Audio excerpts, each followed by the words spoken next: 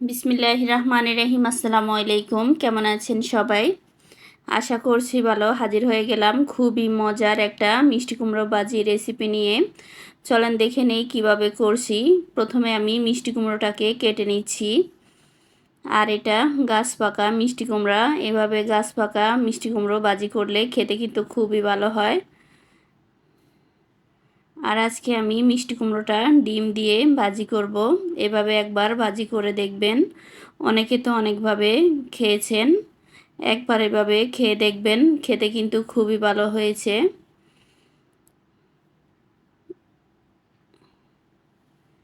মিষ্টি কুমড়োটাকে আমি কেটে নিচ্ছি।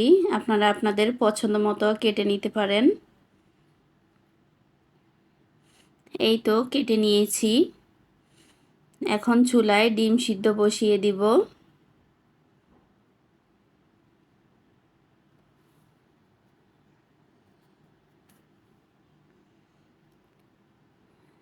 এই তো ডিমটা আমি ভালোভাবে সিদ্ধ করে নিয়েছি।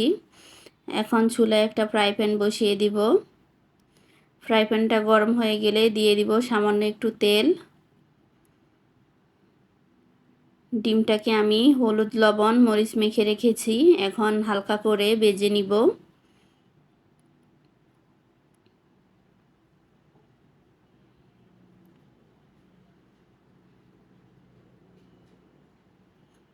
এভাবে মিষ্টি কুমড়া ভাজি করলে বাচ্চারাও কিন্তু পছন্দ করবে। আর এই মিষ্টি কুমড়োটা ভাত, রুটি, পরোটা সব কিছুর সাথেই খুবই ভালো লাগে। এই তো ডিমটা আমি ভেজে নিয়েছি, এখন উঠিয়ে নিব।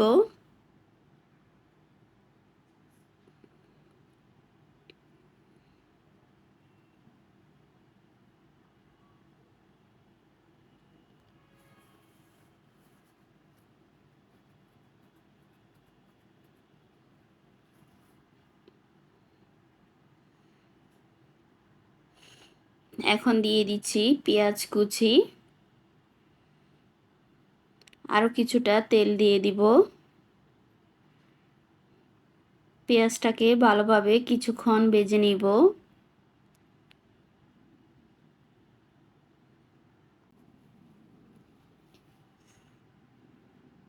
এই তো পেঁয়াজটা আমি ভালোভাবে ভেজে নিয়েছি।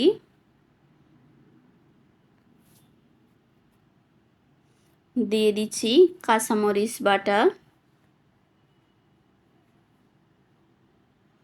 হলুদের গুঁড়ো। এখন ভালোভাবে মশলাটাকে নেড়ে নিচ্ছি।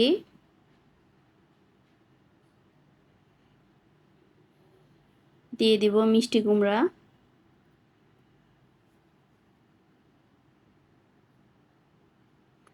দিচ্ছি পরিমাণ মতো লবণ। এখন ভালোভাবে নেড়ে নিচ্ছি।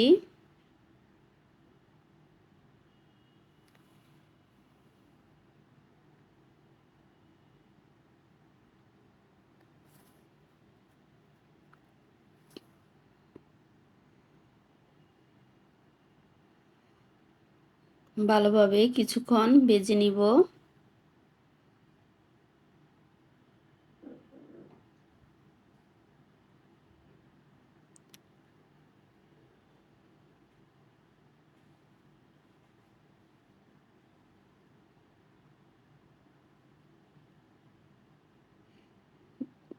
দিয়ে দিচ্ছি সামান্য একটু পানি।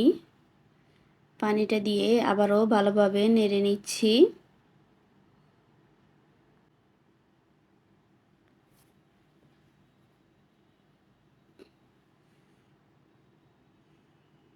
এই তো কিছুক্ষণ রান্না করে নিয়েছি, এখন আবারও নেড়ে নিচ্ছি।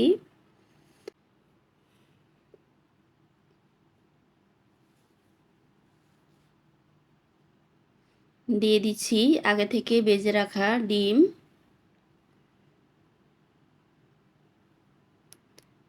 ডিমটা দিয়ে আবারও ভালোভাবে নেড়ে নিচ্ছি।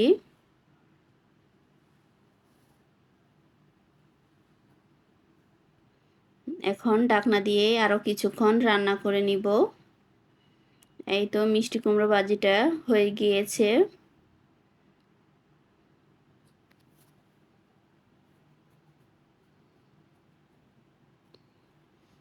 আশা করছি আমার আজকের মিষ্টি কুমড়ো ভাজি রেসিপিটি আপনাদের ভালো লেগেছে। এতক্ষণ যারা ধৈর্য নিয়ে আমার ভিডিওটি দেখেছেন অথচ লাইক দিতে ভুলে গিয়েছেন, প্লিজ একটা লাইক দিয়ে দিবেন। এরকম নতুন নতুন রেসিপি পেতে পপিস কুকবুকের সাথেই থাকবেন।